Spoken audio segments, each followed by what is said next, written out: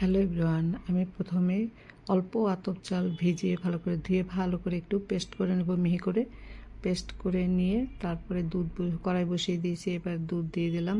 দুধের মধ্যে অল্প চালের পেস্টটা একটু দিয়ে দেব, দিয়ে একটু জাল দিয়ে গুড় দিয়ে দিলাম, খেজুরের গুড়। আর এদিকে এটা হলো নারকেল কোড়া, আমি গুড় দিয়ে শুকনো করে ভেজে রেখেছি, যখন তখন ইউজ করা যায়।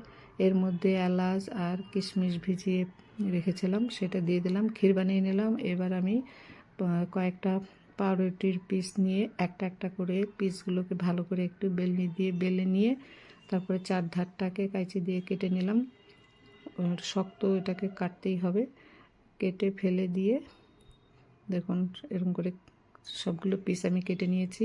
এবার পিসগুলোকে অল্প দুধ দিয়ে দুধটা ফোটানো ঠান্ডা করে তারপরে একটু ভেজে নেব হালকা করে, বেশি দেওয়া যাবে না।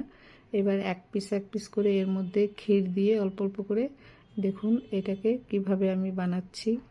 এই পুলিটা কিন্তু ঝটপট বানিয়ে লোকজন আসলে পরেও খেতে দিতে পারেন, নিজেরাও খেতে পারেন, খুব টেস্টি হয় আর খুব ঝটপট। দেখুন এরকম করে আমি সবগুলো পুলি বানিয়ে নিলাম। এইবার আর একটা গ্রেভি বানিয়ে নেব। দুধের মধ্যে অল্প চালের পেস্ট দিয়ে দিলাম, চিনি দিয়ে দিলাম, দিয়ে একটু এটাকে জাল দিয়ে নেব। এটাকে পাতলাই রাখবো, এটা ঘন করব না।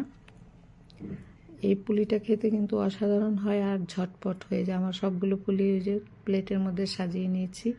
এইবার গ্রেভিটাকে হালকা ঠান্ডা করে দেখুন পুলির উপরে আমি গ্রেভিটা ছড়িয়ে দিচ্ছি।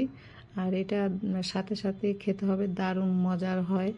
পুলি খেতে ইচ্ছে করলে যখন তখন এটা বানিয়ে খেতে পারেন পাউরুটি দিয়ে, খেতে কিন্তু খুব অসাধারণ হয়। বাড়িতে অবশ্যই ট্রাই করবেন। ভালো লাগলে লাইক, শেয়ার, সাবস্ক্রাইব করতে ভুলবেন না। অবশ্যই সাবস্ক্রাইব করবেন।